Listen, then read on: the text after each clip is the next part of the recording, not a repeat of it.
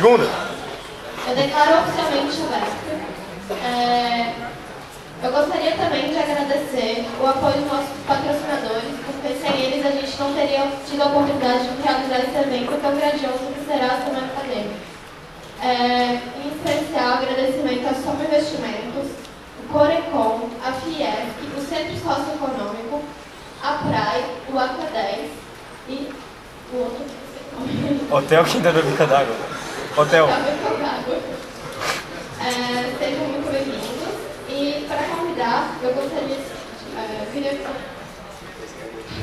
um pouco nervosa, gente. É que vocês se superaram.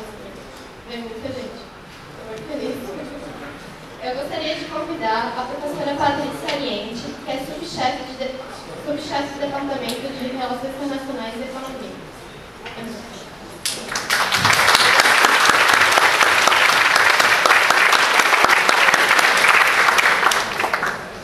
Bom, então, boa noite a todos. Eu gostaria, então, de brevemente agradecer ao convite.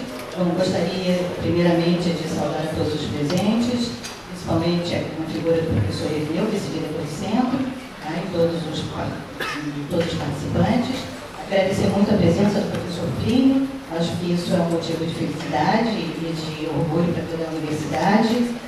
E principalmente parabenizando ao Centro Acadêmico e aos estudantes que estão envolvidos com esse projeto, no momento no qual nós temos tantos cortes de gastos na universidade, a universidade tem sido penalizada, vocês conseguirem trazer de volta para a universidade debate, vida, discussão, é algo digno de louvor. Então, gostaria muito de parabenizá-los por isso.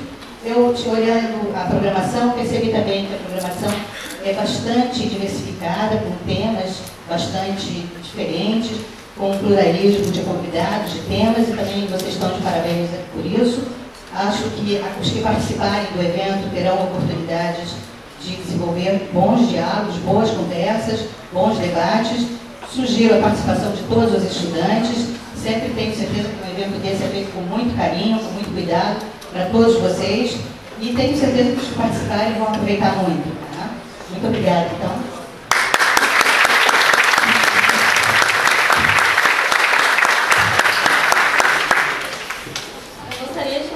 Também para assumir aqui o nosso diretor de centro, Irineu Manuel de Souza.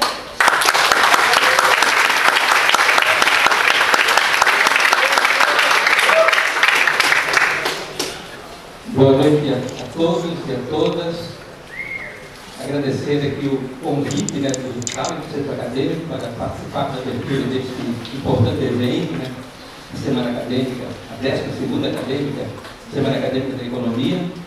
De fato, é um evento bastante importante e esses eventos diferenciados, de fato, fazem exatamente o conhecimento, a complementação, a formação integral dos nossos estudantes, a formação, não só a formação curricular na sala de aula, mas esses debates, esses eventos que são feitos pela universidade, pelos centros acadêmicos, enfim, são eventos que, de fato, vão mostrar a realidade da profissão, a realidade do país. Estamos num momento muito difícil no país e esses eventos cada vez mais são relevantes para a discussão de toda essa problemática. Agradecer a presença do professor Plínio, que realmente vai ser muito importante no debate com todos os estudantes. Os estudantes estão sempre carentes de debates mais críticos, na verdade, na universidade. Embora com todas as questões de crise e tal, a universidade sempre encontra um espaço para patrocinar e promover esse debate. Naturalmente, o mérito desse debate, ou o mérito desses eventos, no caso, são de pessoas que trabalham de forma coletiva, no caso, especificamente o Thales, que teve um trabalho, como falou a professora Patrícia, durante muito tempo, organizando com carinho esse evento, com palestrantes de diversos segmentos, bem diversificado toda a programação. Tenho certeza que todos nós, os estudantes, técnicos, docentes, comunidade, vamos aproveitar esta Semana Acadêmica da Economia e, de fato, não vão naturalmente se arrepender de gastar algum tempo aqui, esse investimento para discussões mais efetivas do mundo real, né? É importante discutir o que de fato está acontecendo, é importante discutir a realidade do nosso país, a realidade da universidade, enfim. Um evento como este realmente só para o Centro Socioeconômico é motivo realmente de orgulho saber que temos aí no centro vários segmentos, vários grupos, vários departamentos, enfim, preocupados com fazer algo diferente do tradicional.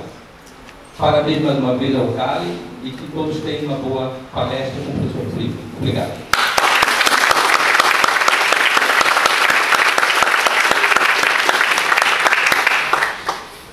Agora eu gostaria de convidar para subir à mesa o professor do Departamento de Relações Internacionais e Economia, professor Nilton Oritz.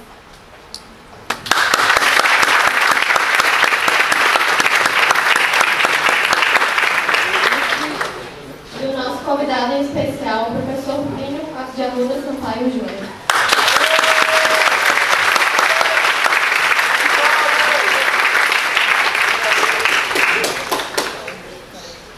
A palavra para o professor Nildo, que ele vai fazer uma apresentação rápida.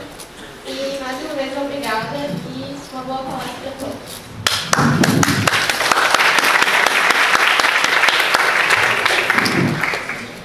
Bem, boa noite. Queria também, a exemplo da Patrícia, felicitar o Centro Acadêmico pela organização da semana. Recordar aqui algo muito rápido.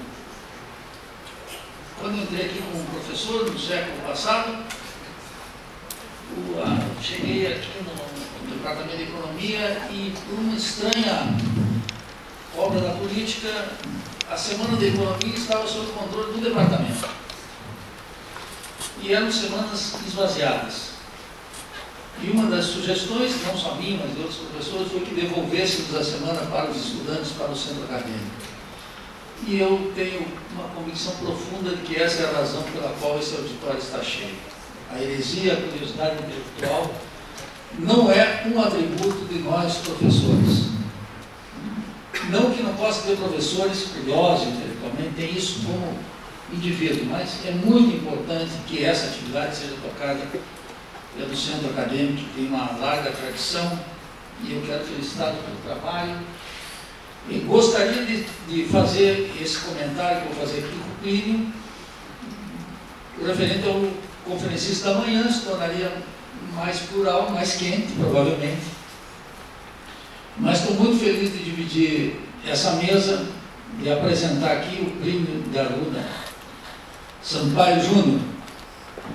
E acho que lá pelo ano 2000, talvez a Patrícia possa lembrar, por iniciativa do Wagner, o Plínio esteve aqui na universidade pela primeira vez, apresentando o primeiro livro dele, que era a tese de doutorado dele, Entre a Nação e a Barbárie, os Dilemas do Capitalismo Dependente. Eu não conheci o Plínio, li o livro, o conheci, desde então estabelecemos uma larga amizade, uma larga cooperação e uma grande coincidência sobre temas, perspectivas. Queria dizer que o Plínio trabalha tanto nesse terreno da teoria quanto da história econômica.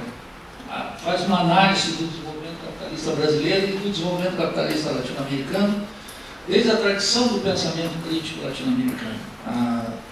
O primeiro livro dele, Entre a Nação e a Barbárie, é uma reflexão crítica a partir de autores como Caio Prado Júnior, Celso Furtado, Florestan Fernandes. E ele acabou de lançar, eu faço aqui menção, porque é um livro importante que reúne um conjunto de ensaios publicados e outros inéditos, que chama Crônica de uma Crise Anunciada, Crítica à Economia Política de Lula e Dilma, que acabou de sair, ele esteve aqui nessa universidade, lançando por iniciativa do Sindicato ANDES, vinculado ao nosso Sindicato Nacional, que é uma reflexão muito importante, com ensaios novos e ensaios produzidos todos eles ao calor do combate. Por que eu digo que é importante? Por algo que o Daniel mencionou aqui, que um economista, um professor universitário, tem que estar vinculado às causas do seu povo e ao debate sobre o que está de fato acontecendo, para superar esse ensino escolástico que em geral nós temos nas universidades brasileiras, em particular nas faculdades de economia. E esse livro chama Crítica à Economia Política de Lula e Dilma, porque disseca algo que foi muito popular nesses anos todos, foi a ideia de que o Brasil estava deixando de ser um país dependente para ser um país que pertenceria ao grupo dos países desenvolvidos, na metáfora de Lula, um país que tinha o 6º PIB do planeta. É um otimismo ingênuo, a gente sabe, porque uma grande figura como Álvaro Oliveira Pinto já tinha dito, e nós sabemos que o PIB é um péssimo indicador para medir a ideia de progresso, de qualidade de um país. O Plínio tem essa virtude de ser um pensador crítico da realidade brasileira, de ter uma grande preocupação com o desenvolvimento capitalista e com o destino da América Latina, e assumir essa preocupação desde uma perspectiva crítica. Desde uma perspectiva crítica, quer dizer, desde uma perspectiva marxista e desde essa longa tradição de pensamento crítico latino-americano. É um prazer tê-lo aqui novamente. Felicito o Centro Acadêmico pela escolha do nome, desejo novamente as boas-vindas ao Plínio. Ele tem, por determinação do Comitê Central do CALI, 40 minutos para fazer a exposição. Logo eu faço um brevíssimo comentário e nós abrimos para o debate com todos vocês. Bem-vindo, Plínio, a palavra é tua.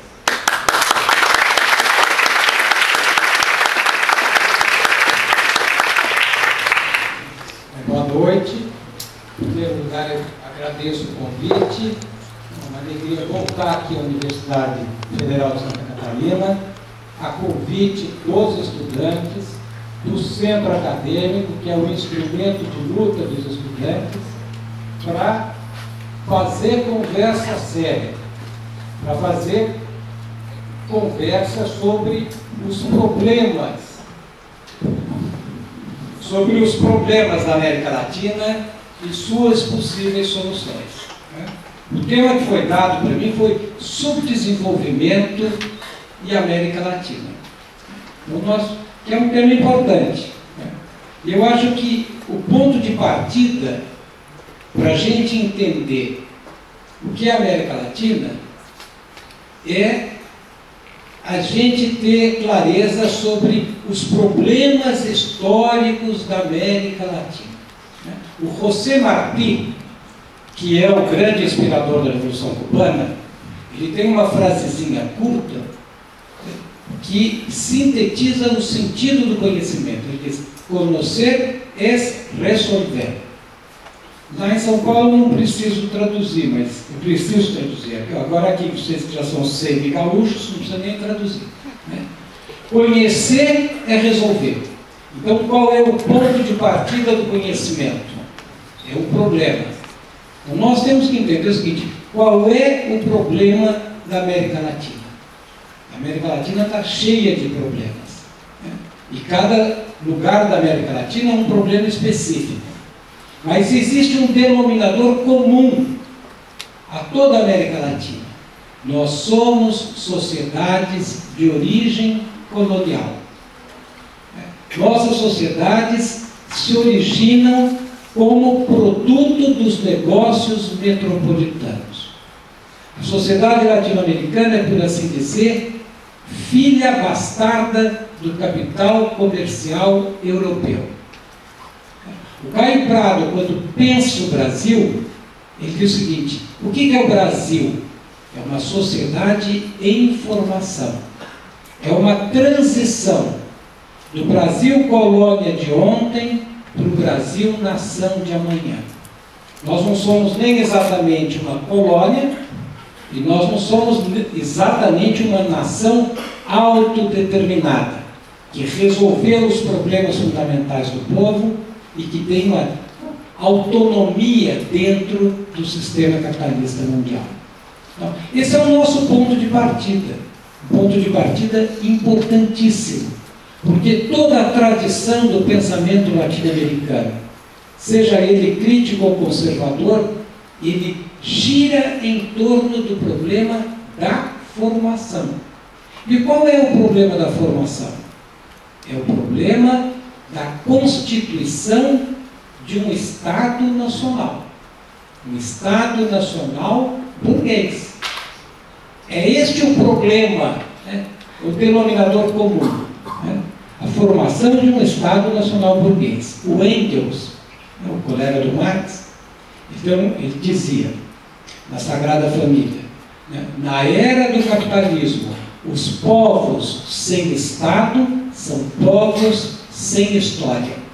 Ou seja, os povos que não conseguem constituir um Estado nacional com um mínimo de autonomia são povos que não têm o controle sobre a mudança social, que sofrem o impacto das transformações capitalistas, mas não conseguem controlá-los, né? Não conseguem ter benefício disso, né? Que colocar isso minimamente a benefício da coletividade. Então, este é o problema.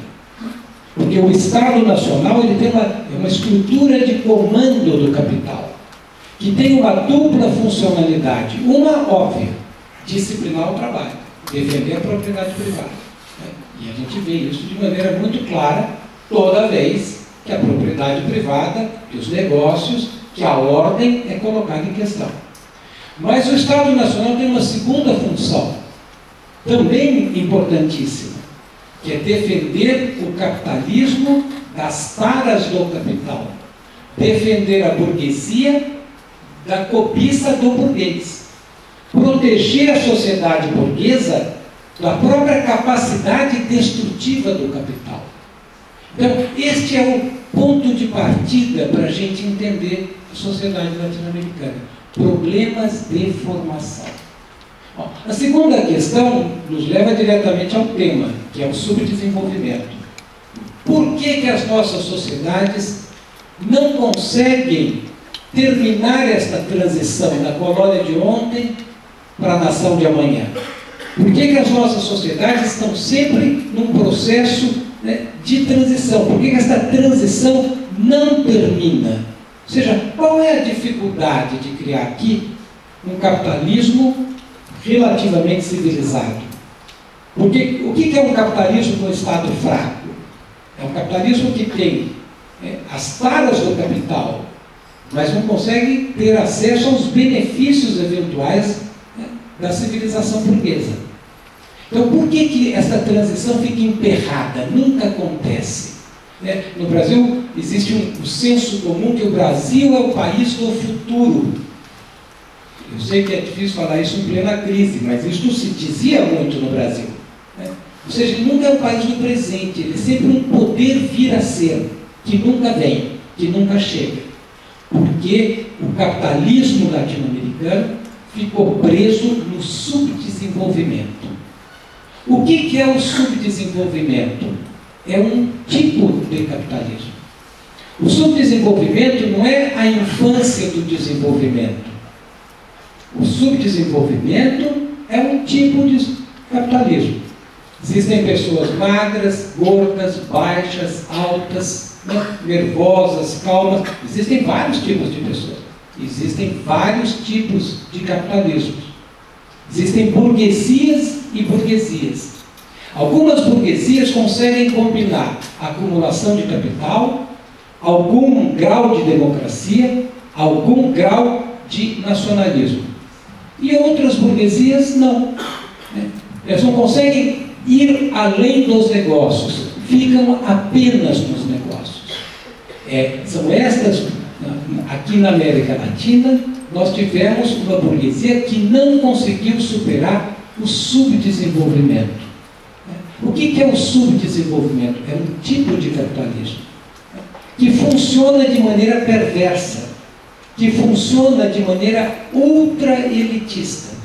E há um grande debate sobre o que é o subdesenvolvimento. É um debate que os estudantes e o povo brasileiro devem estudar. Porque é um debate que foi interditado em 1964. Por que ele foi interditado?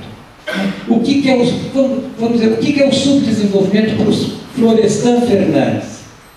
É o modo como funciona um capitalismo marcado por uma dupla articulação, por dois pilares, duas estruturas básicas. De um lado, a segregação social. Aqui e os de baixo. Esta é uma primeira marca. A segunda marca é a dependência externa. É uma sociedade que funciona para servir os grandes negócios do capital internacional. Diz, bom, numa sociedade com estas características, a concorrência econômica e a luta de classes funcionam de maneira particular. Ou seja, não funciona como funciona na Suécia, não funciona como funciona na Europa, funciona como funciona aqui na América Latina. E como é que funciona a concorrência? A concorrência funciona de uma maneira parcial, como um mecanismo de privilegiamento dos privilegiados. Existem bloqueios estruturais à inovação, à difusão do progresso técnico. Então a economia funciona como se fosse um condomínio fechado, fechado a uma exígua parcela da população. Então, como é que o Furtado pensa sobre desenvolvimento? Ele diz, o subdesenvolvimento é um produto histórico e, olhem só, uma vontade política. É que a gente escutando fala, mas o cara, como a sociedade opta pelo subdesenvolvimento? Sim. Qual é o produto histórico? O desenvolvimento de uma economia mundial desigual, onde existe centro, economias que controlam o progresso técnico e periferia, economias que consomem o progresso técnico. E qual é a vontade política? O subdesenvolvimento é o produto do que o Furtado chama de elites aculturadas. São coisas importantes para a gente pensar. O que é uma elite aculturada para ele? É uma elite descompromissada dos problemas do país, que coloca como prioridade reproduzir os padrões de consumo e os estilos de vida das economias centrais. E, portanto, a economia acaba funcionando como um condomínio fechado para estas elites, permite a estas elites mimetizar o padrão de consumo, o padrão de vida do centro, às custas da pobreza extrema do conjunto da população, da marginalização do conjunto da população. Então, é assim que funciona a economia. Ela é uma opção em que sentido? No sentido de, na hora de optar, o que o Brasil precisa? Saneamento básico ou Olimpíada? Olimpíada. O que o Brasil precisa? Educação pública ou Copa do Mundo? Copa do Mundo. São essas decisões. O que o Brasil precisa? Saúde, aposentadoria, segurança para o conjunto da população ou iPhone 8? iPhone 8. São essas as decisões. São os critérios que organizam a sociedade. É isto que faz esta economia funcionar como um círculo vicioso, que reproduz em cada momento, de uma maneira específica, o subdesenvolvimento, ou seja, as estruturas deste capitalismo. E o capitalismo dependente, a dupla articulação, distorce a luta de classes. Porque, como existe um desequilíbrio enorme na correlação de forças entre o capital e o trabalho, e esse desequilíbrio não é à toa. Porque qual é a galinha dos ovos de ouro do capitalismo brasileiro? O salário baixo. E o que garante o salário baixo? O mar de pobreza. É este mar de pobreza que deprime o nível tradicional de vida dos brasileiros. Joga lá para baixo.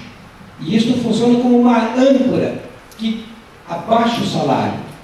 E é esse desequilíbrio que também transforma o circuito político num condomínio dos ricos.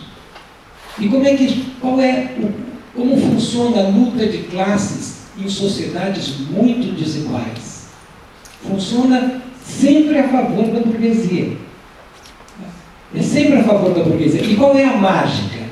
A mágica é não deixar as classes subalternas emergirem como atores históricos. Não deixar o trabalho sair da estaca zero. Então, é assim que funciona o subdesenvolvimento, né? E é exatamente porque ele funciona assim que o problema da nação fica sempre para o futuro. E todos que pensam a problemática da nossa sociedade, que é a problemática da formação, no fundo equacionaram este problema da seguinte maneira: qual é a relação entre subdesenvolvimento e formação da nação?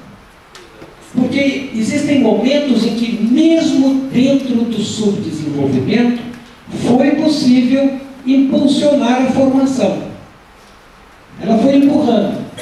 O Celso Furtado, por exemplo, na formação econômica do Brasil, se a gente for resumir, ele vai dizer qual é a história do Brasil. Ele diz, o Brasil foi contornando todos os problemas, não resolveu nenhum problema histórico, mas até um determinado ponto conseguiu impulsionar a formação.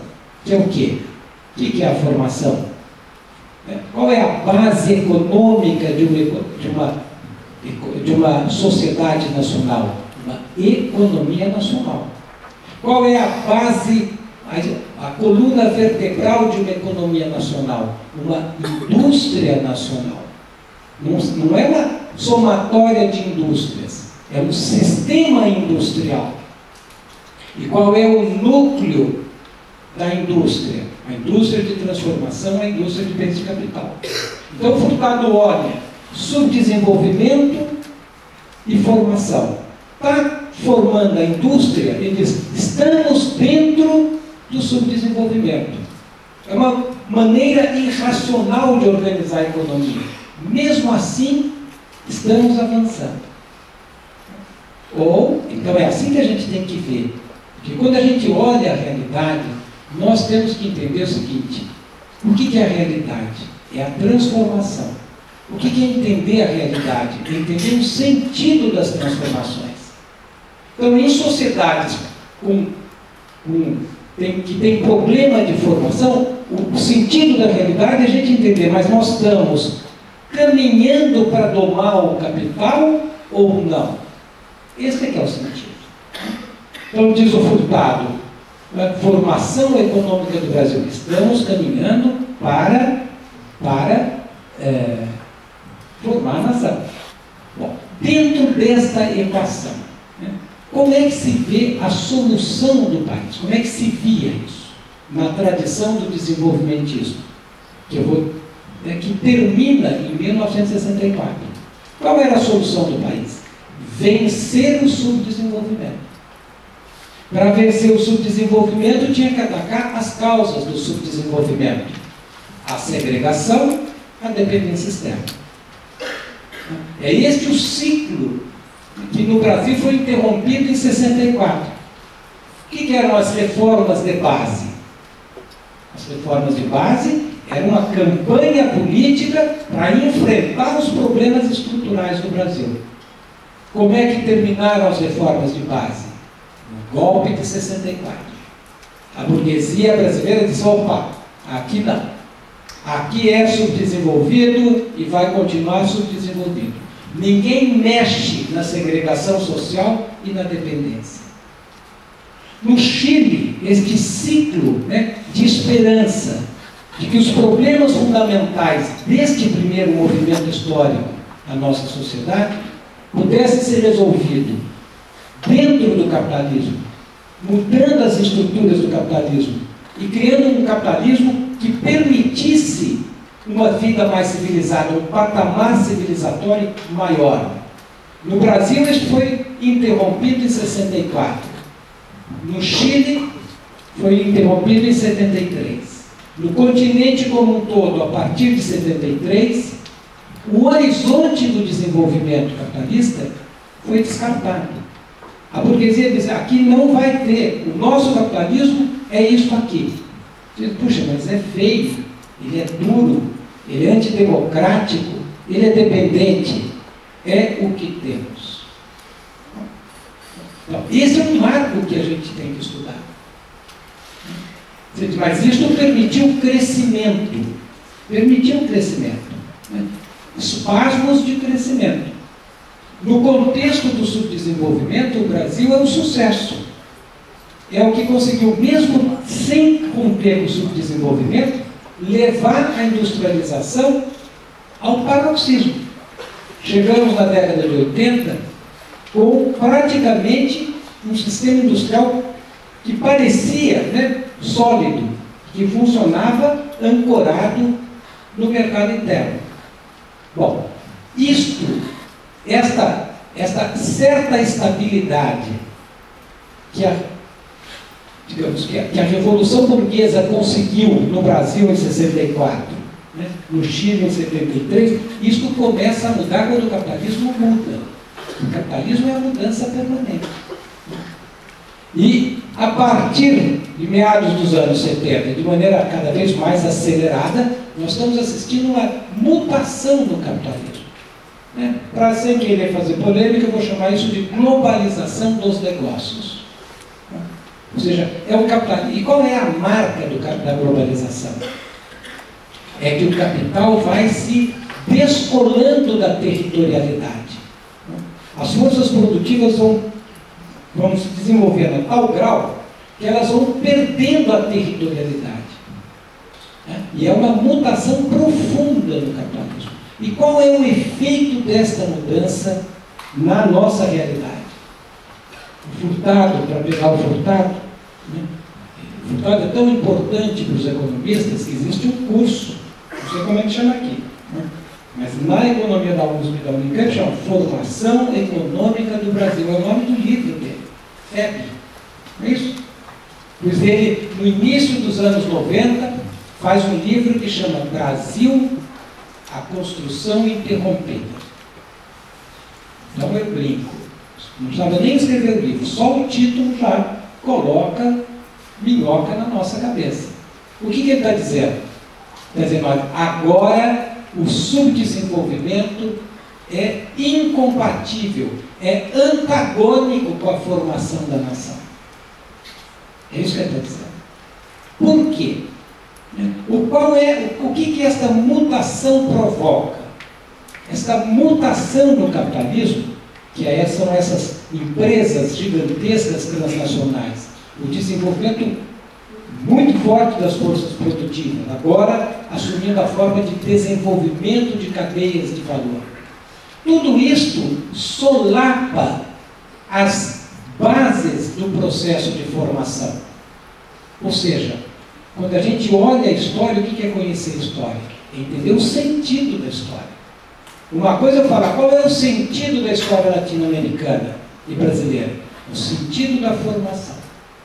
É lento, é injusto, é irracional, mas estamos caminhando. Para fazer uma brincadeira, é mais ou menos que eu pegar um carro, vou na estrada e estou em primeira. O carro vai soluçando. Você diz, puxa, por que não põe segunda, terceira e quarta? Mas está andando. Outra coisa é pegar o carro com o motor fundido. É outra situação, não está andando, está parado. Mas é pior do que isso. Né? Esta mudança provoca o quê? Um processo de reversão neocolonial. Esta é a marca da América Latina, e eu vou pegar pelo Brasil. Porque o Brasil é muito emblemático para a gente entender o que é um processo de reversão neocolonial. E é emblemático porque o Brasil foi o que mais potencialidades de superar o seu desenvolvimento teve dentro da América Latina. Então, o que eu estou dizendo? Que aquele processo histórico que começou lá atrás, como o esforço da sociedade brasileira de subordinar negócios às necessidades nacionais, aquilo foi interrompido. Então, na economia, o que está acontecendo na nossa economia? O que vai mal na economia? A indústria. Nós estamos assistindo a um processo de desindustrialização profundo. Começa em meados dos anos 70. Se aprofunda na crise dos 80. Muda de qualidade com a liberalização. E entra em etapa terminal com o chamado neodesenvolvimentismo do Lula. Essa é a mudança que a gente tem que investigar. se é correto. Será que está acontecendo? Não, uma grande controvérsia. Por isso é que é importante esse tipo de debate. Aqui nós não vamos resolver nada, nem é para resolver. Isto aqui funciona para quê? Para a gente colocar minhoca na cabeça.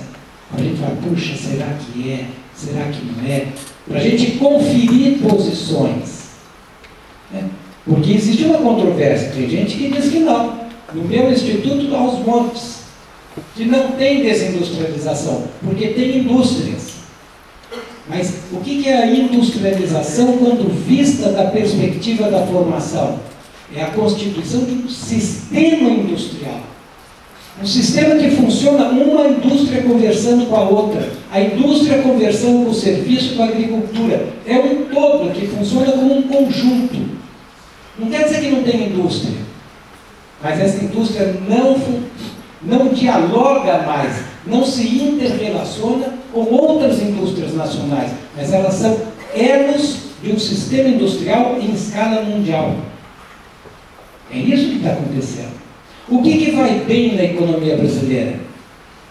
E não precisa ser economista, e nem precisa ir para a Unicamp. Aliás, ajuda a ir para a Unicamp, porque pela estrada a gente vê, é o agronegócio.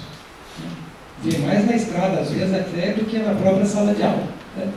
Mas na estrada a gente vê, é o agronegócio. O que é o agronegócio? Um latifúndio. O que vai bem no Brasil? O extrativismo mineral, que é uma economia de tipo colonial. Então, é isso que está acontecendo. O que está acontecendo na burguesia brasileira? A burguesia brasileira, que era uma burguesia dependente, está virando uma burguesia dos negócios. É diferente. Uma coisa é uma burguesia Antônio Hermílio de Moraes. Outra coisa é uma burguesia Joesley. Uma coisa é uma burguesia Vilares, Matarazzo. Outra coisa é uma burguesia Eike Batista. Derrete. Sabe aquela frase do Marx? Tudo que é sólido derrete, desmancha no ar. É uma burguesia que parece uma potência e de repente acaba. Porque ela é uma burguesia que não tem nenhuma autonomia. Ela vive de negócios, compra e venda no mercado internacional, compra e venda de patrimônio nacional, público, privado, compra e venda de papel. E nós podemos ver um processo de reversão neocolonial de cabo a rabo. Mas como o tempo é curto, eu vou terminar na universidade. E na superestrutura? Qual é a cabeça de uma economia em processo de reversão neocolonial? Colônia tem universidade? Não. Colônia tem ensino superior. E qual é a diferença?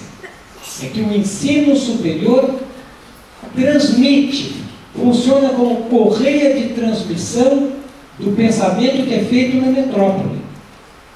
A universidade não. Ela produz conhecimento. Ela produz crítica. Vocês estudam Furtado ou Blanchard? O meu instituto é Blanchard. Né? Mas o Blanchard não fez o manual dele para nós. Fez para eles. Eu posso até dar a indicação onde ele diz isso. Não sabe ele dizer, mas ele mesmo diz. Ele diz, isso aqui é feito para a economia do primeiro mundo. Quando eles veem no Blanchard, eles veem como mandar no mundo. E quando a gente lê aqui da periferia de ponta cabeça, a gente lê como ser mandado e ficar muito feliz, né? E achar que nós somos super nacionais. Eu digo isso porque é isso que a gente tem que entender. Né? Estes são os processos estruturais que condicionam a vida nacional. E nós estamos vivendo este processo num momento de uma crise econômica brutal. Uma crise, a maior crise do capitalismo. A segunda grande crise do capitalismo monopolista. Então, entenda o que é entender a crise. Entender o movimento na crise.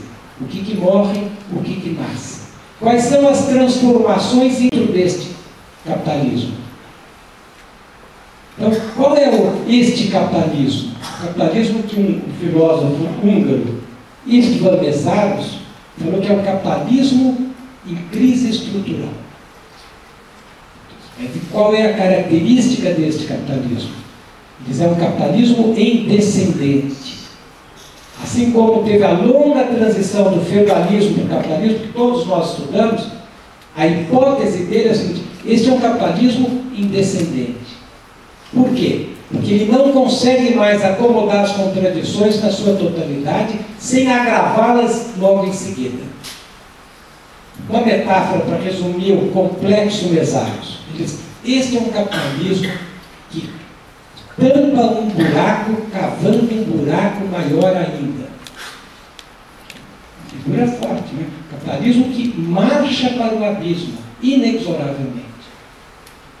É este capitalismo em crise. E a crise é o reflexo da incapacidade deste capitalismo de resolver o problema. Nós vamos completar quase uma década de crise. O capitalismo ainda não resolveu nenhum de seus problemas. E criou vários. Dívida pública, dívida soberana, tem vários problemas que foram criados. Então, é este o capitalismo real que está posto. É o capitalismo da barbárie. Se isto for verdade, não existe mais chão para keynesianismo. Eu não estou dizendo que vocês têm que acreditar que isto seja verdade. Eu estou dizendo que vocês precisam ficar preocupados para saber se isso é verdade, para estudar, para ver, será que é verdade? Porque se for, não há mais chão para keynesianismo. Né? É este capitalismo que está em crise. E o capital busca uma solução para esta crise, que é a solução americana, que se organiza protegendo os grandes interesses, o grande capital, mas o que eu falo, o grande é um gigantesco capital, e o interesse do Estado americano, que é o único Estado que consegue fazer política econômica, mudar a taxa de juros, mudar a taxa de câmbio, manipular a economia mundial. É a solução americana, que consiste em, de um lado, dar um chutão para frente, ganhar tempo para digerir o excedente de capital, estagnação de longa duração. De outro lado, passa o mico, do forte para o fraco, do grande para o pequeno, do capital para o trabalho, do centro para a periferia. E nós aqui na América Latina somos periferia. Então o trabalhador latino-americano vai apanhar dobrado. Vai apanhar porque é trabalhador e vai apanhar porque é trabalhador da periferia. E esta solução tem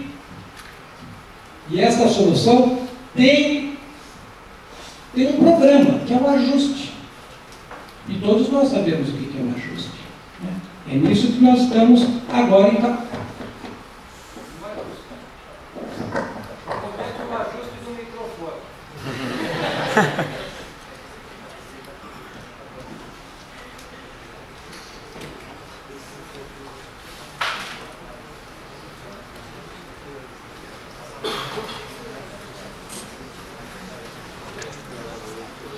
está acabando. Né? O ajuste é 3 elementos básicos. Primeiro, redução do nível tradicional de vida dos trabalhadores.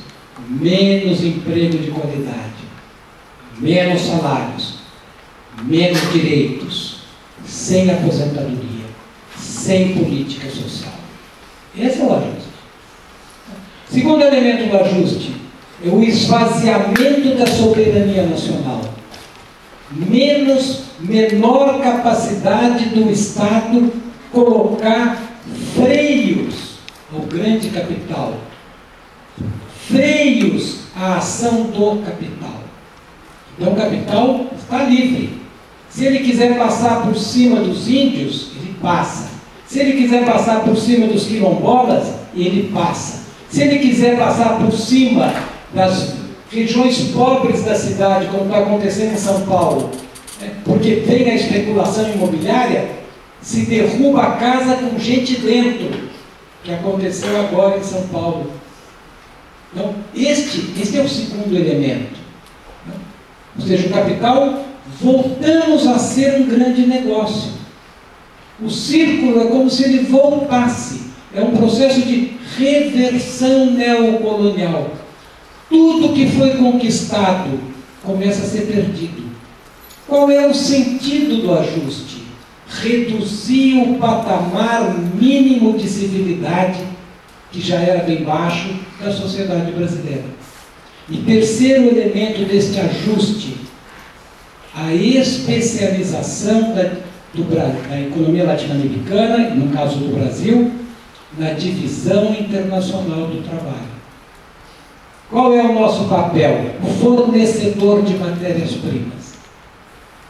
Então, qual é o projeto burguês para o Brasil? Transformar o Brasil numa mega feitoria moderna. Esse é o projeto. E qual é a concepção de ser humano que há subjacente a isso? O brasileiro como um burro de carga. Tem que trabalhar e não pode nem reclamar. Então, este é o projeto que está sendo feito. É isto que a sociedade brasileira tem que discutir. É isto que a burguesia não quer que discuta. Porque não convém a ela discutir isso. E que o povo brasileiro, que os estudantes brasileiros, que os professores brasileiros vão ter que estudar contra a vontade da burguesia, se quiserem entender o que está acontecendo. Porque o que é o capitalismo brasileiro? É a barbárie na periferia. O que é o capitalismo hoje? Capitalismo e barbárie. Qual é a cara da barbárie na América Latina? É a reversão neocolonial, que é o que a gente está assistindo ao alemão. Dentro deste parâmetro, as alternativas da sociedade são poucas. Porque alguém pode dizer, mas qual é a alternativa? Dentro dos parâmetros, mais ajuste e menos ajuste. Ajuste com Temer ou ajuste sem Temer. Tem gente que prefere o ajuste sem Temer. Com Dilma, com Lula, ou com Ciro, com quem quer que seja. São essas as alternativas? E na política? Quais são as alternativas? Se fecha com a Lava Jato, que faz uma caçada à corrupção, que livra a causa da corrupção, porque é só vocês pegarem qualquer delação. Qual é a causa dos problemas? Aqui é o seguinte, qualquer problema do Brasil, se vocês forem, mas qual é a causa? Qual é a causa? Qual é a causa? Qual é a causa? Capital. É a empresa que compra. Mas a empresa sai por acordo de leniência. O burguês sai um pouquinho humilhado por acordo de delação. Então não é para caçar corrupto. É para substituir o corrupto. Porque assim como cai a escravidão, cai a monarquia. Crise do café, crise da República Velha. Crise terminal da indústria, crise da nova república. E o que a burguesia quer pôr no lugar? Menos democracia. E é razoável. Vocês estão fazendo uma guerra ao povo, tem que deixar o povo a zero. Tem que sufocar a vontade do povo. Essa é uma alternativa. A outra é deitar com Lula. Vamos para o partido da estanca sangria, que está historicamente condenado. Vocês puxam, mas então qual é a alternativa? Não existe alternativa sem mudanças estruturais, sem enfrentar as causas. Mas quais são as causas? E com isso eu vou fechando para eu não estourar meu tempo. As causas dos problemas do Brasil são, de um lado, o subdesenvolvimento, a dependência, ou seja, são 500 anos de história que não foram resolvidos. História mal resolvida. Todos estes problemas vêm à tona. E são os problemas do capital contemporâneo. Um capitalismo que combina o capítulo da acumulação primitiva do Marx, mais o capítulo da Lei Geral da Acumulação, ou seja, a força bruta do Estado, a força bruta do poder econômico, sem o capítulo do Estado, que acho que como Marx não escreveu, a burguesia não aplicou. uma brincadeira, né? Com um Estado que é pequeno para o pobre, poderosíssimo para o rico. Então, essa é a causa. Então, o que entra na ordem do dia? Aquilo que saiu da ordem do dia em 64. A necessidade de mudanças estruturais profundas. A burguesia está fazendo mudança estrutural. Porque a resposta da burguesia à crise, da brasileira, é uma resposta, aspas, revolucionária. Está jogando o Brasil no século XIX, olhando para o XVIII.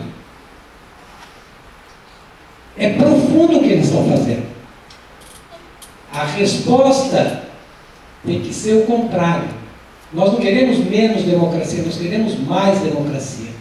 E nós não queremos recuperar o capitalismo.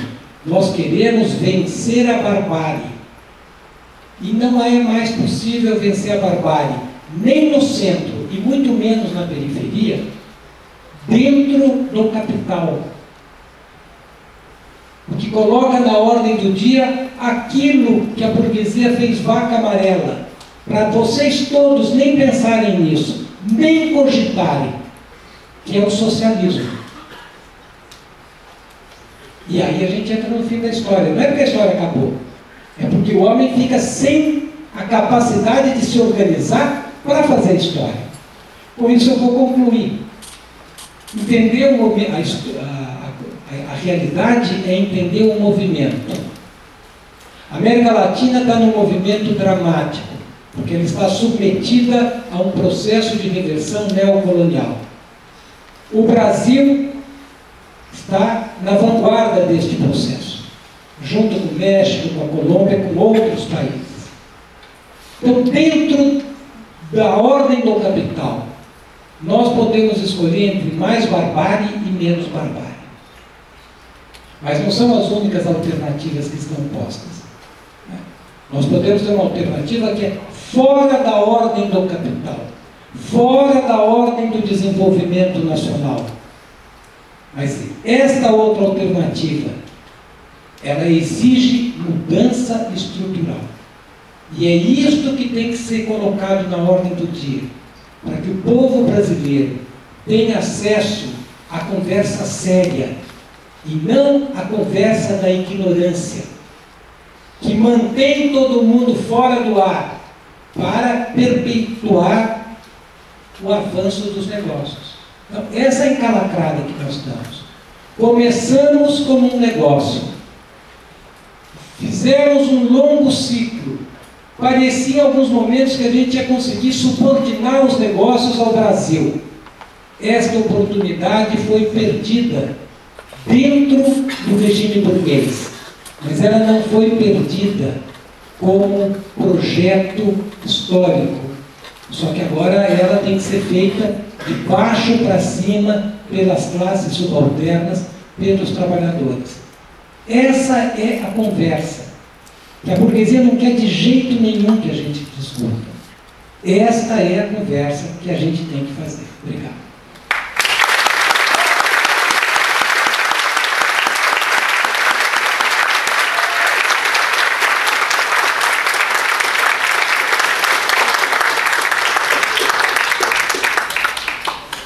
Obrigado, Plínio. Os organizadores me encarregam de fazer um pequeno comentário. Durante muito tempo, nos encontros que Plínio e eu tínhamos pela América Latina, os cubanos organizavam todo ano um encontro da Associação Nacional dos Economistas e Contadores de Cuba com a Associação de Economistas e Contadores da América Latina. E o Plínio saiu de São Paulo, eu saí daqui, a gente se encontrava e tomava um café no Panamá. No Panamá a gente tomava um café. Era um café de mais ou menos umas 5 horas. E como esse congresso era todo ano, a gente se encontrava lá e se encontrava em vários eventos no Brasil. Quando eu encontrava o Plínio e nós íamos para o mesmo seminário, eu sugeri a ele, em tom de gozação, mas em tom sério, que por que a gente não trocava a fala? Eu falava o que ele tinha para dizer e ele falava o que ele tinha para dizer, porque já nos conhecemos a conversa um do outro há muito tempo. E o que o Plínio faz aqui, com a capacidade didática que vocês observaram, é um convite à reflexão. Um convite à reflexão crítica, num momento dramático da sociedade brasileira. A meu juízo, o que ele está dizendo não é, nós não estamos vivendo um ajuste recessivo. Tal como nós tivemos, por exemplo, em 1983, 84, etc. Tampouco é possível praticar nas circunstâncias atuais uma política anticíclica, porque ela roda em falso. Por quê? Porque o principal agente dessa política anticíclica, historicamente concebido pelas tendências críticas e em alguma medida herege do keynesianismo na América Latina, é que a classe responsável por fazer isso falta ao encontro. Porque a burguesia industrial brasileira se dissipa. Na linguagem cepalina, nós observamos a desindustrialização. Na terminologia do Plínio, nós nos enfrentamos com uma regressão neocolonial. Na linguagem a qual eu me afiliei, com aqui está um aprofundamento da dependência e do subdesenvolvimento nunca antes visto. Qual é o contraste histórico? É que precisamente nos anos 80, durante toda a ditadura e parte dos anos 80, nós observamos um avanço daquilo que se chamou a indústria brasileira. É óbvio que ela tinha uma grande participação estatal e óbvio que tinha uma grande presença do capital externo. E é óbvio que ela foi feita com um grande endividamento do Estado brasileiro, a dívida externa, que tomou a atenção de todos nós durante os anos 60, 70, 80 e parte de 90. E é claro que ela estava baseada numa alta dose, um alto grau de exploração da força de trabalho. Afinal de contas, não podemos esquecer, a despeito da propaganda lulista de que emergiu entre nós uma nova classe média, que 83,26% da população economicamente ativa no Brasil ganha até 3 salários mínimos. E isso não dá, segundo os dados do DIEESE, o salário mínimo necessário, que é uma categoria pouco discutida entre nós, mas fundamental para milhões de brasileiros. Isso naufragou por completo. O que nós estamos vivendo agora, que alguns chamam de neoliberalismo, e o Plínio indica um horizonte que é um horizonte de barbárie, retomando uma tradição do pensamento que ele trabalha desde o primeiro livro dele, é mostrando aqui que, mais do que Brasil, Construção Interrompida, que é um dos livros quase terminais, talvez o último livro de fôlego do Celso Furtado, nós estamos numa situação agora muito mais dramática. Por quê? Porque o desenvolvimento capitalista em escala global, funcionando sob a base da lei do valor, e tendo a China como principal chão de fábrica, junto com o setor manufatureiro dos Estados Unidos, cancelou qualquer possibilidade para países periféricos, tal como o Brasil, exibir seu orgulho burguês no cenário latino-americano como aquele país que tem o maior grau de desenvolvimento capitalista relativo. Já tínhamos um sinal na América Latina anterior. Em 1994, o México assinou um tratado de livre comércio com os Estados Unidos e Canadá, e uma das 3 economias, junto com a Argentina e o Brasil, que era a economia mexicana, viu um retrocesso gigantesco no setor do comércio, no setor da indústria, no setor de serviços, etc. A característica fundamental do desenvolvimento capitalista mexicano, desde 1994, desde que, aqui rendendo lucidez a Celso Furtado, a quem eu tenho sempre na minha direita, o Celso Furtado dizia, bom, nós vamos testar agora com o México como é que é a integração de um país latino-americano, pobretão, dependente, subdesenvolvimento, como o México, com um país desenvolvido, que é a conversinha dos nossos liberais aqui. Qual é a conversinha dos nossos liberais aqui? Esse liberalismo bocó, irresponsável, isso que o Peninho chama aqui de uma burguesia de negócio, de uma burguesia rapaz, de uma burguesia que está de costas para a nação, para a maioria do povo, que quer fazer negócio, tal como esse playboyzinho Joesley Batista, que vem aqui, assalta o Estado e insere a economia brasileira na divisão internacional do trabalho, naquelas cadeias mais pobretonas, produção de carne, frango. Isso o que é? Isso é nada do desenvolvimento capitalista de hoje. Nada! O orgulho burguês não é do terninho surrado do seu Antônio Hermílio de Moraes, que não só fabricava cimento, cuidava como é que é, da beneficência portuguesa, e era autor de teatro também, peça meio nacionalista, aquele burguesinho que, quando eu e os caras estavam aqui fazendo economia, o Marquinhos também, era o burguês principal do país. Eu não vou dizer que era melhor que o Joesley, porque eu não vou fazer uma agressão à minha história de esquerda.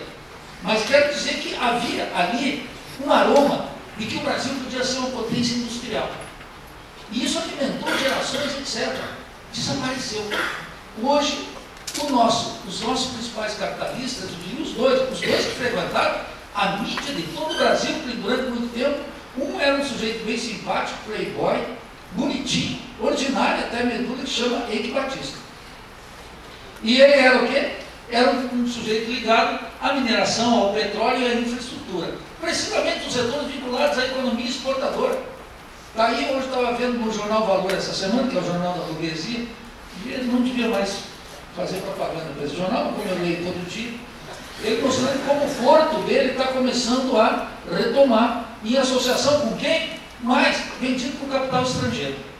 Então é uma burguesia de negócios no sentido que acumula as custas da riqueza da nação, financiado pelo Estado, para vender para o capital externo. De tal maneira que nós não temos aqui, lá no ABCD, o dado é, eu peguei do pessoal de ESA, desapareceram 80 mil trabalhadores na indústria do ABCD.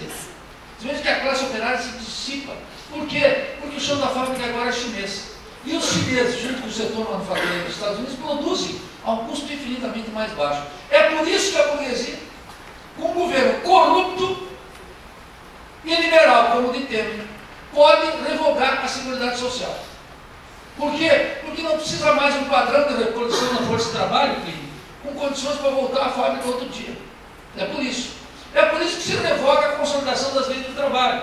Para aprofundar o que o Plínio está mencionando aqui, a redução do nível de vida dos trabalhadores, e eu desde a perspectiva do Marinho, a superexploração da força de trabalho. Não é preciso mais uma força de trabalho remunerada, capacitada para tocar as máquinas, dado o grau de automação, de desenvolvimento tecnológico e de importação. E finalmente não tem uma burguesia capaz de desenvolver o setor mais importante de uma economia capitalista, que é o setor de máquinas e equipamentos. Eu dou sempre o dado, no ano passado, o Brasil importou 19 bilhões e 600 milhões de dólares em máquinas e equipamentos. Comprou e alugou. Ou seja, aquele setor que era fundamental para criar uma burguesia, que desse sustentação para o desenvolvimento capitalista, desaparece. É muito mais fácil fazer essa burguesia de negócios, que é tal como você chama aqui. Isso significa o aprofundamento da dependência. Mas isso significa, com isso, concluo para abrir o debate com todos vocês, a gente fazer uma grande digestão. Uma digestão não só da miséria, mas uma digestão moral de todas as pobrezas brasileiras.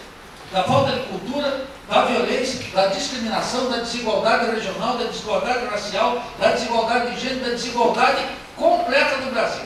Não há mais possibilidade de discutir qualquer alternativa dentro da ordem burguesa.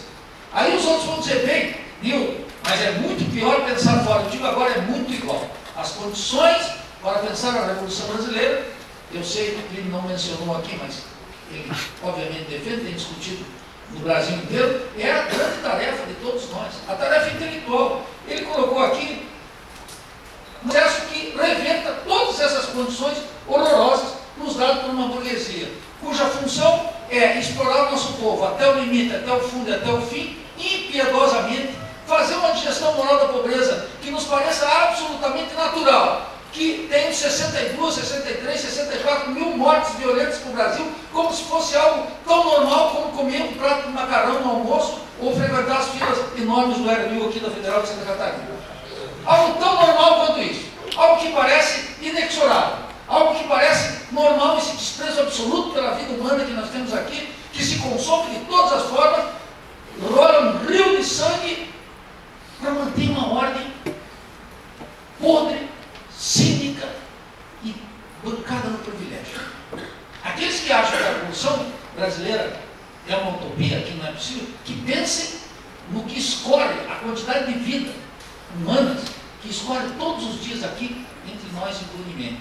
E de outro lado, observe um ajuste que não é um ajuste, é uma adaptação do desenvolvimento capitalista brasileiro a essas condições da acumulação mundial, que coloca a nossa burguesia como uma burguesia cada vez mais parasitária, incapaz de ter um projeto que representou o orgulho burguês nos anos 60, 70, 80 e que configurou aquilo que a CEPAL expressava como uma consciência burguesa possível na periferia capitalista.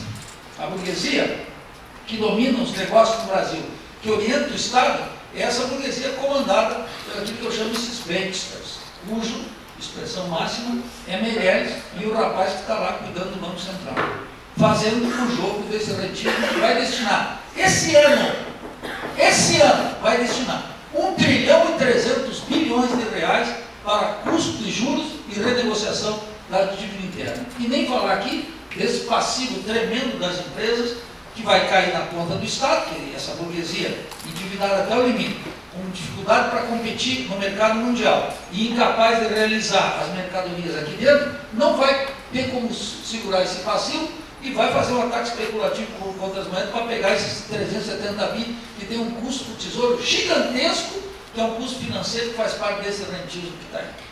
Essa é a situação. O Plínio traz aqui uma reflexão sistemática que caracteriza toda a passagem dele pela universidade, e quero dizer, agora que ele está se aposentando, vai ter tempo disponível para conspirar cada vez mais intensamente, sem obrigação da aula, sem obrigação de atender alunos, sem obrigação de orientar, e viajar e nos visitar aqui cada vez mais. Fica aberto já para as perguntas, as inscrições. Nós vamos fazer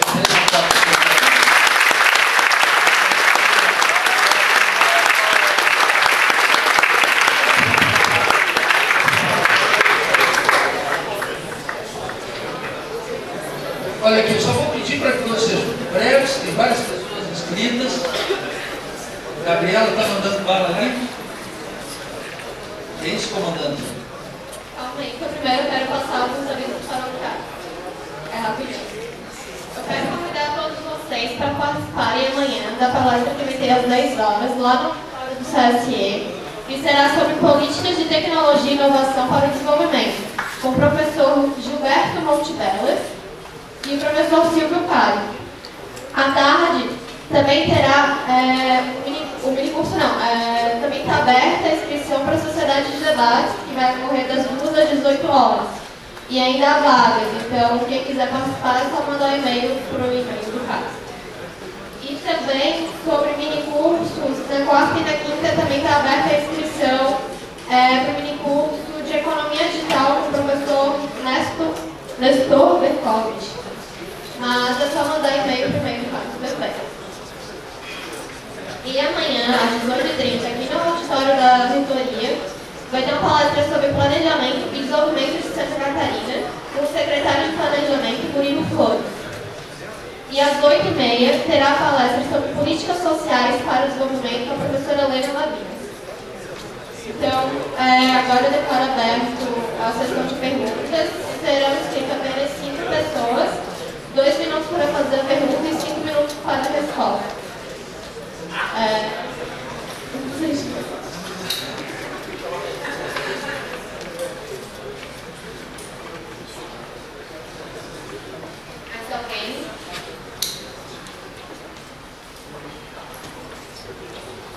Qual o seu nome? Marcos.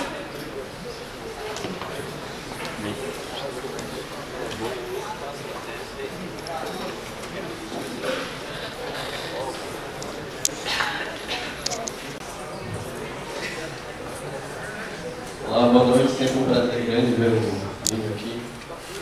Bom, a minha pergunta é sobre empreendedorismo. É engraçado isso porque, assim, eu vi na Globo News, que é o nosso grande CNN brasileiro, né, que o Eike Batista foi uma fase do capitalismo e agora a gente está superando essa fase de grande corrupção. Ou seja, a ideologia é básica. Mas a gente também tem do lado, até na academia, cada vez mais, um lado de empreendedorismo automotivacional, né? Empreendedor de si mesmo, que muitas vezes o cara é trabalhador autônomo e acha que é empreendedor. E aí a gente tem todos esses problemas ideológicos que as dicas que eles dão, aquilo que eles querem resolver, está no campo da individualidade, mas eles nunca trabalham os problemas nacionais, nunca trabalham por que os impostos são altos para pagar a dívida pública. E também eu vi que na tua pergunta ficou um lado meio pessimista, mas eu entendo que o momento é pessimista.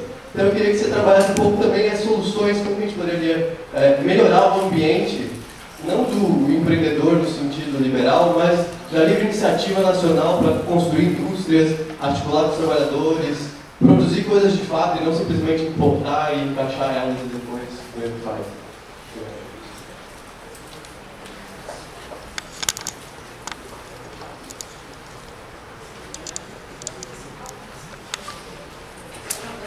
Pode ir.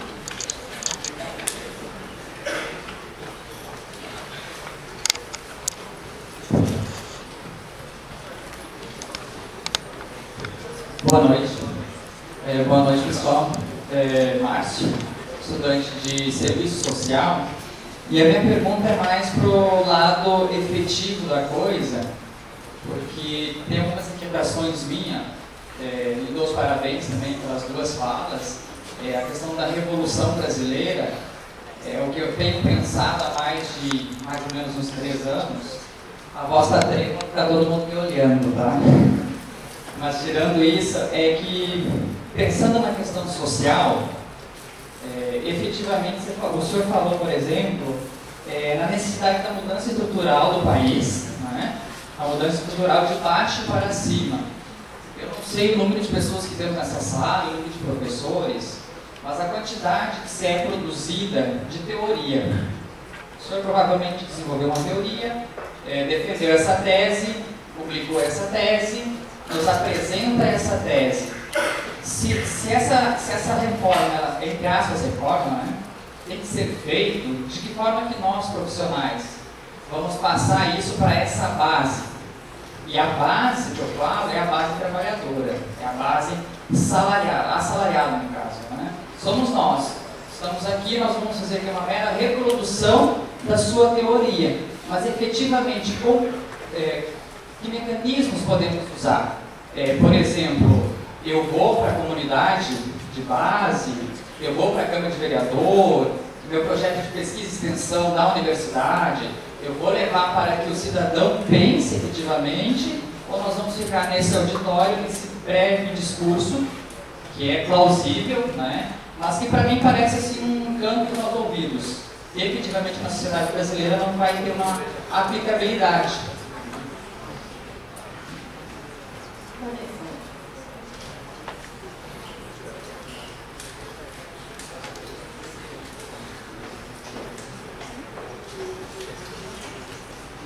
Boa noite. Primeiro, parabenizar o Centro Acadêmico pela realização da Semana Acadêmica, mas também dizer que é meio estranho para mim, porque eu organizei algumas semanas acadêmicas e tenho um amistoso na mesa de muita coisa fraterna, e na nossa época não era assim, a gente costumava colocar liberais, um liberal, keynesiano, marxista, para esquentar um pouco mais. Então, só registrar que pressiona um pouco a mudança desse caráter da semana, mas claro, quero parabenizar o Centro Acadêmico, porque é importante que os estudantes organizem espaços assim, porque nós já passamos boa parte da nossa graduação, enfim, sendo entupidos, né, pelo mais do mesmo que vem dos professores, enquanto os estudantes tomam a frente de realizar eventos, sempre, pelo menos, vem algo novo. Eu vim aqui para falar um pouco em relação à exposição feita pelo Plínio e pelo Nilton, que eu também gostaria de parabenizar. Chamar a atenção de vocês para o caráter torpe dessa burguesia industrial que nós temos, e que não vemos poucas as denúncias de que, na verdade, a reforma do ensino médio, que aconteceu no final do ano passado, ela não se tratou de uma mera reordenação de disciplinas, ela não se tratou só de retirar disciplinas de ciências humanas do currículo escolar. Na verdade, é algo muito mais profundo. A reforma do ensino médio, ela agora coloca o ensino médio o ensino médio público sob a gestão dessas empresas industriais, sob gestão Fiesp, essas associações empresariais, que, diante da sua incapacidade de realizar lucros dentro da esfera da produção de mercadorias, de produtos industriais, agora ela toma conta do ensino dentro dos bancos das escolas públicas. Isso é muito grave porque, em primeiro lugar, coloca a juventude, os jovens, sob comando direto do capital, comando ideológico, impede qualquer tipo de reflexão crítica, extirpa, né, qualquer possibilidade de as pessoas terem sonhos, de as pessoas almejarem algo para as suas vidas, que seja fora de uma fábrica, de uma colocação profissional, onde simplesmente elas serão só mais exploradas, né, em jornadas de 12 horas por dia, dentro de contratos de 0 hora, enfim. E nem ter o sonho de frequentar uma universidade, essa juventude mais vai ter direito. Isso, é claro, vem da necessidade de realizar lucros, né, comandando então o ensino, mas tem outra coisa que vem junto, que geralmente não se vincula, que é a tal da escola sem partido, que é a lei da mordaça. Porque isso já é uma medida que já está perseguindo educadores aqui no nosso estado, e aí eu gostaria de usar o espaço para fazer essa denúncia de 2 professores do Instituto Federal que tiveram seus computadores e celulares apreendidos. Um deles se chama Ricardo Velho, é professor do Instituto Federal, faz parte do NEP 13 de Maio, formador, professor, né, de ensino superior. E essa perseguição ela não é porque eles estão fazendo ensinos ideológicos, é porque eles estão contestando a ordem dominante. Porque se fosse contra algum tipo de ensino ideológico, a gente veria uma cruzada nessa universidade contra 90% dos currículos que estão... Pode concluir, por favor. Claro. A gente veria uma cruzada nessa universidade e todas as outras, porque é basicamente ideologia o que se ensina em cursos, como ali no Centro Socioeconômico, e muito pouco de ciência. Então, eu queria fazer então chamar a atenção de vocês que tudo isso que foi discutido aqui tem impactos muito concretos e os estudantes, né, secundaristas estiveram encampando essa luta, mas é algo que ainda terá resultados e que ainda são imperceptíveis, mas que a gente vai acompanhar no futuro através de, enfim, estudantes que vão entrar nesse ensino adestrados pelo capital.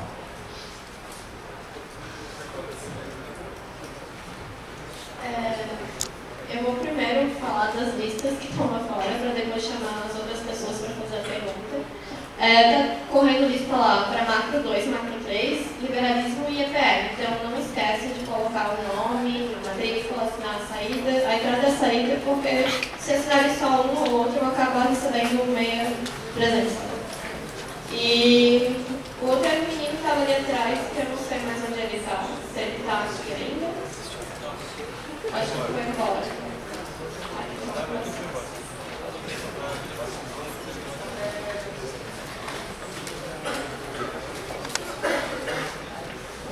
Eu acho que a minha questão, na verdade, vai ao encontro comigo de serviço social, porque eu estou cedendo por revolução, e eu não sei como fazer revolução.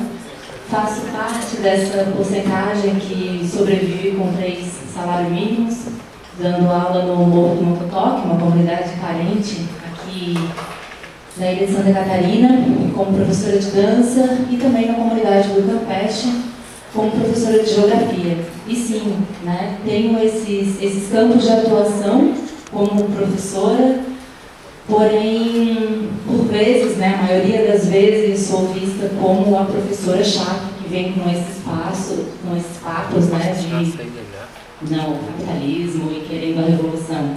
Então, enfim, eu sei que uma receita não existe, mas... Obrigada.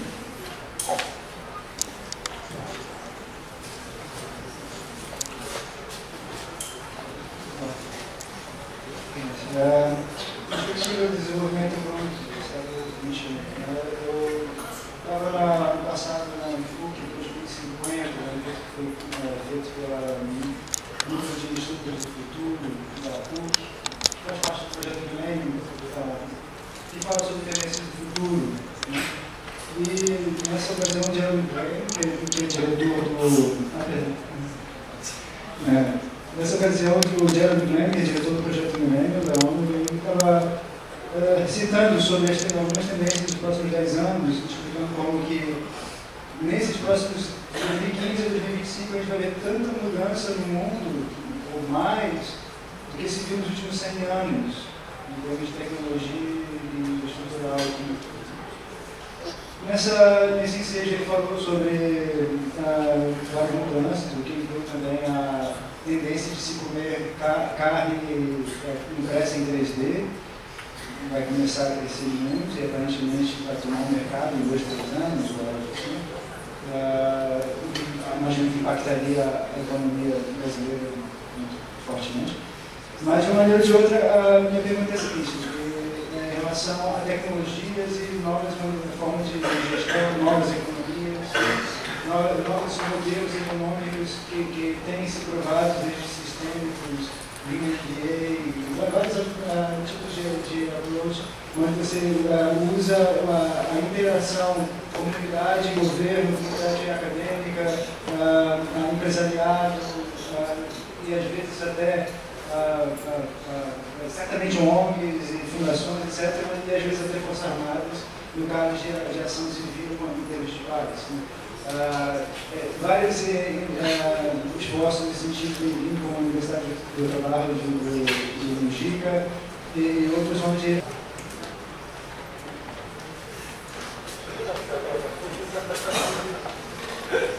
Bom, quanto tempo eu tenho aqui? 20 minutos. Porque, na verdade, tem muita questão aqui. Eu queria começar pela primeira, do pessimismo. Eu não tenho pessimismo nenhum. Agora, a situação é gravíssima. O que a gente precisa entender é o seguinte: quais são as mudanças inscritas? O que o capitalismo oferece no mundo? Barbárie. Qual é a cara da barbárie? Esta é a mudança inscrita. A linha de menor resistência aprofunda a barbárie. Mas não é a única possibilidade. O Marx dizia: a sociedade coloca os seus problemas e suas possíveis soluções. Então nós vamos para a segunda questão. Qual é a solução? A solução não está na cabeça de professor nenhum. A solução está na história. Mas a gente tem que descobrir qual é a solução possível na história. Se ficar meio parecendo abstrato, eu vou fazer um exemplo bem simples. É possível uma cadela parir um gatinho? Não, né? Todo mundo fala, não vai rolar gatinho. Eu falo, não, estou querendo um gatinho, tá falando, mas não vai rolar. Qual é a solução para os problemas brasileiros? É o que estiver dentro da sociedade brasileira. O que está dentro da sociedade brasileira? Uma mudança estrutural, que eu chamo de Revolução Brasileira. Para isso precisa de um programa. Mas qual é o programa, para deixar bem claro para o Márcio? Não é que o professor tem uma ideia. O programa da Revolução Brasileira é a construção histórica de uma vontade política, que é construída como luta crítica. Luta crítica. É assim que a gente vai construindo a saída disso daqui. Mas é importante a gente ver. Porque vamos ver o mundo inteiro. O que explica Madame Le Pen na França? A ultradireita francesa. A falta de perspectiva da classe trabalhadora. O que explica o Falange lá na Inglaterra? A falta de perspectiva do trabalhador inglês. O que explica o Trump? Quem votou no Trump? O trabalhador. Não, nem todos. Mas ele ganhou com voto de trabalhador. Por quê? Porque os trabalhadores percebem que isto não atende aos interesses deles, que este capitalismo não consegue melhorar a vida de ninguém, nem está aqui para isso, está piorando. Então se procura uma alternativa. Se não houver uma alternativa civilizada, vem um louco, aqui no Brasil o nome é Bolsonaro, acende uma luzinha de fósforo lá no fim do túnel, então falou, é a saída. Não, esse é o trem que vem para cima da gente. Nós temos o que é o programa? O programa é um farol. Ele tem que ter um norte. Qual é o norte? A revolução. A revolução aqui concreta, que responde aos problemas concretos da história do Brasil e da história contemporânea. É uma revolução socialista, porque o capital não resolve mais nada. Não é que ele não resolve aqui, ele não resolve nos Estados Unidos, gente. É isso que a gente tem que ter clareza. Então, como é que a gente cria um programa? O programa é construído, a luta por um problema, a crítica ensaia uma resposta, que vai ser testada e que vai colocar novos problemas. É assim na prática. Ou seja, não é que vai vir uma coisa idealizada, mas é importante. Vou dar um exemplo, um resumo rápido. O capital tem resposta para os problemas. Qual é o problema para o capital? A crise capitalista. Qual é a solução? Capitalismo selvagem. Como é que isso se traduz? Ajuste. Qual é o método? Terror econômico, desemprego, terror político, que é violência política. A burguesia tem organização, tem um partido, o Estado de exceção, a força do Estado. A burguesia tem valores, saídas individuais, esse mito do empreendedorismo, saídas pela concorrência. E o capital tem ideologia. A ideologia do fim da história. Não vai rolar. Chegamos no fim da história. Só existe uma possibilidade, o capital. E essa ideologia hoje tem nome, neoliberalismo. E nós? Qual é o nosso problema? É a barbárie. Eu sou caipira de São João, do interior de São Paulo. Caipira tem uma expressão que diz situação de vaca desconhecer bezerro. Uma situação grave, né? Você imagina uma situação seguinte: qual é o teu problema? Déficit fiscal. O teu problema é déficit fiscal? Não, é inflação alta. Mas nem tem. Qual é o teu problema? O problema do brasileiro é a barbárie. Sabe quanto tempo a mulher que vende o pão na padaria gasta de ônibus por dia, ali na padaria da esquina da minha casa em São Paulo? 6 horas e meia no trânsito. Isso não é barbárie? Né? O genocídio da nossa periferia, pobre e negra, todo dia, não é barbárie? Isso tudo nós estamos na barbárie. Nosso problema é a barbárie. E qual é a causa da barbárie? A causa da barbárie a gente discutiu aqui. É 500 anos de história mal resolvida e um capital predador. Então, como é que resolve isso? Nós vamos ter que enfrentar o capital. A Rosa Luxemburgo falava: socialismo ou barbárie? Bom, agora, como diz o Mesários, barbáries tiveram sorte. Porque o capital destrói o mundo. Isso não é brincadeira. Eu fui no sul do Mato Grosso. Viajei de avião 1 hora em cima da soja. À noite fiquei na casa de uma professora amiga. E ela falou: precisa de alguma coisa? Eu falei: não, só um copo d'água.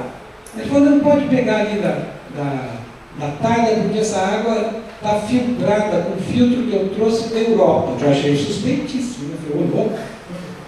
Porque o índice de contaminação da água de Dourados, eu nem sei reproduzir, 1000, não sei reproduzir, um número assim, astronômico superior ao máximo que se pode ter de veneno na água. De tanto veneno que eles jogam no solo da região. Isto não é barbárie? Isto é barbárie. Então, é isto que a gente tem que resolver. Para isso a gente tem que ter um método. Isso é fundamental a gente discutir. Eu não tenho nenhuma esperança de convencer ninguém aqui. Mas eu acho que vocês devem ficar encafifados para provar que eu estou errado.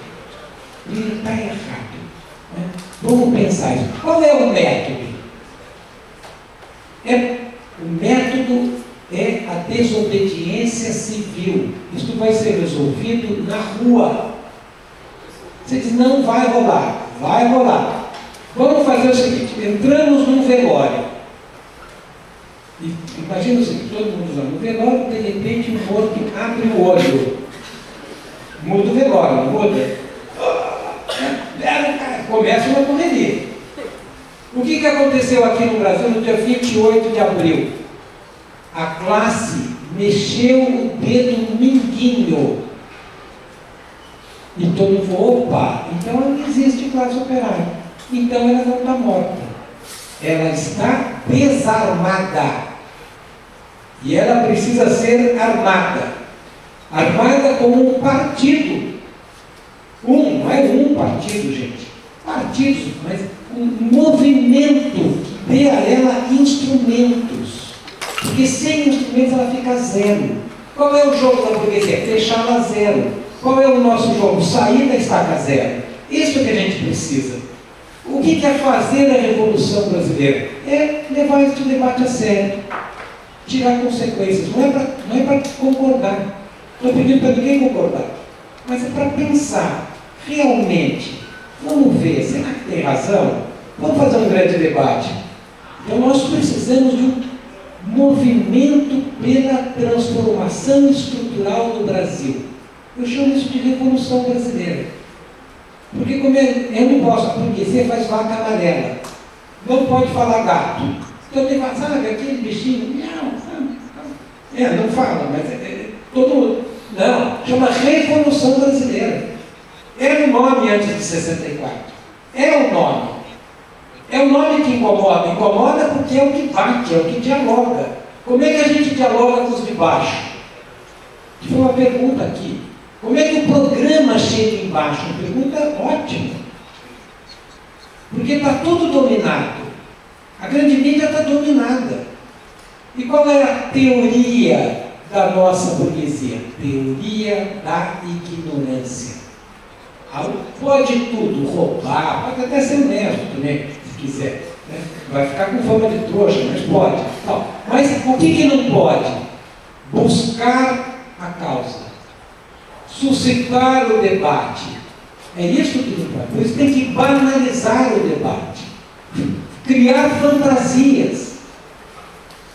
Fantasias que nós podemos sair desta encalacrada aqui inovando. Né, pelo empreendedorismo, pela solução Uber. Isso aqui é uma solução complicada. Eles têm valores. Soluções individuais, como disse o empreendedorismo. Solução pela concorrência. E quais são os nossos valores? Como é que é a nossa solução? Solução coletiva. Solução pela luta. Não vai ter solução sem luta coletiva. Eles têm ideologia. Neoliberalismo. E nós? Qual é a nossa ideologia? A burguesia não deixa falar. É o comunismo. A igualdade substantiva. Quando eu falo comunismo, eu fico imaginando o arrepio. Não pode, professor. Não fala assim. E aí vai com o soco. Isso é a força da ideologia. É o comunismo. O que é o comunismo? É a igualdade substantiva, é o fim das hierarquias, é o fim do machismo, do racismo, mas é o fim como? Pela eliminação da causa última disso, que é a divisão hierarquizada do trabalho. É isso que a gente tem que discutir. Mas a gente tem que discutir por nós, pela nossa classe, pelos nossos filhos, pela humanidade. O que está acontecendo no mundo é grave no Brasil também. Não vamos esquecer que há 2 anos atrás o Brasil acabou com a 5ª bacia hidrográfica do Brasil. O que aconteceu? Naturalizamos. Nada. Quando você abrir a Rede Globo, o máximo que você via, o Luiz pensa assim, foi mal. Quem está preso? Ninguém, mas o Rafael Braga está preso. Por que o Rafael Braga está preso? porque o governo da burguesia, na época liderado pela Dilma, disse: aqui na Copa, escrevemos eu, pau comeu. Se tiver estudante da USP querendo fazer gracinha, ainda vai lá. Agora, trabalhador pobre, negro, para a cadeia, com culpa ou sem culpa. Está lá o Rafael Braga. E o que foi dito para tirar o Rafael Braga da prisão? O que os partidos da esquerda e da ordem falaram? Nada. Então, é isso que a gente tem que fazer. Então, para discutir, temos que ter um programa. E o programa vai ser uma construção coletiva. E nós vamos tateando uma saída disso. Mas tem elementos. Por exemplo, como resolve a crise política? Mais democracia, não menos. Como resolve a crise econômica? Ruptura com a política econômica neoliberal. Uma política de ruptura. Fim da lei de responsabilidade fiscal. Centralização do caminho. Podemos desdobrar isso. Isso tem que ser dizer depois. A gente não precisa ter todos os passos. Senão a gente faz um plano de alemão, que não funciona. Mas a gente precisa ter alguns passos e ter norte. E isso a gente tem que construir coletivamente. Mas isso não é viável. Nós vamos entrar agora em período eleitoral. Temos até um candidato a presidente aqui na mesa. Né? Então vem a questão seguinte: o que é viável? O que é isso? Temos que propor soluções viáveis. Todas as soluções viáveis implica ataque ao trabalhador, na correlação de forças viável que está posta. Então nós vamos ter que fazer o quê? Mudar a correlação de forças. O que não é viável hoje, com outra correlação de forças, era viável. Vou dar um exemplo. Impedir o aumento de 20 centavos nas passagens de ônibus em São Paulo. Era inviável. O povo foi para a rua. E o Haddad, prefeito cor-de-rosa do PT, disse: é inviável. Como ele é professor de economia da USP, ele provou que era inviável. Matematicamente inviável. Bom, aquilo que era politicamente indesejável e matematicamente inviável, em uma semana virou viável. Mudou. Ou seja, a correlação de forças muda. E a gente tem que apostar nisso. Muda como? Muda se a classe operária tiver consciência dos problemas e tiver organização. Senão não muda. E essa que é a tarefa que está posta, na minha opinião. Portanto, eu acho que nós vamos ter que discutir política. Porque a situação é grave. A barbárie está aí. E como é que a gente vive em tempos de barbárie? Fingindo que a barbárie não está aí? A barbárie até aqui, a gente levanta, faz uma selfie, todo mundo rindo, e depois volta para a barbárie, é isso? A burguesia é tão boa que ela fez a estética da barbárie, que é a selfie. Se vier um marciano aqui e coletar as imagens, ele vai chegar à conclusão que nunca houve uma sociedade tão feliz no mundo, que todos estão sorrindo. Você diz: puxa, não tem uma tristeza no globo. Todos, chinês, japonês, brasileiro, tudo, todo mundo está na selfie. Então nós vamos ter que ter conversa, organizar a luta. Na barbárie nós vamos ter que escolher trincheira. Ou nós fingimos que não tem barbárie, ou nós nos iludimos com as ilusões, com a ideia que o capitalismo tem uma solução pelo progresso. O capitalismo não tem solução para mais nada. Mas a sociedade, a classe, o ser humano tem solução para todos os seus problemas, mas não sem dúvida. Bom, revolução. A burguesia, sabe como é que chamava o livro do Celso Furtado? Era o nome do Estado burguês. Ele fez um livro em 62, chama A Pré-Revolução Brasileira. Quando meu pai foi presido, nós chegamos no Chile. Tinha acabado de ganhar um presidente que se chama Eduardo Frei Montalva, pai do Frei, que depois também virou presidente, porque nosso país é tudo oligárquico, é pai para filho. Bom, Sabe como era o lema da campanha? Ele ganhou contra o candidato de esquerda, que era o Allende, e depois ganhou e foi derrubado. Sucedeu o Frei. O lema do Frei era revolução com liberdade. Revolução com liberdade. Para dizer, a revolução do Allende é sem liberdade. Sem liberdade ficou com o Pinochet. O Allende teve plena liberdade, mas não importa. Mas o que eu quero, qual é meu ponto? Meu ponto é que a revolução estava na ordem do dia, como necessidade histórica. E era tão forte na década de 60 que mesmo um candidato conservador, digamos, moderado, não era conservador, teve que incorporar no lema da campanha. A burguesia conseguiu bloquear essa ideia. Mas não adianta ela bloquear e sufocar por cima, porque a ideia é uma necessidade histórica. Então nós temos que colocar isso em pauta, que é a necessidade da revolução. Aí alguém vai dizer, mas a revolução não está na esquina. Nunca a revolução está na esquina. Nunca. Quando se perguntarem, se alguém chegasse para o Lenin e falasse em janeiro, Lenin, prepare-se que em dezembro você vai ser o chefe da União Soviética. Ele ia chamar, bom, precisa ver esse camarada aqui que está bebendo alguma coisa, que está delirando. Porque onde é que está a revolução? Nas placas tectônicas. Quem é que previu junho de 2013? O que é junho de 2013? É um primeiro alô da revolução. Né? É a revolução falando, opa, essas contradições precisam ser resolvidas. E a burguesia respondeu a isso. Olhou o risco de mudança e fez o quê? Apertou o torniquete.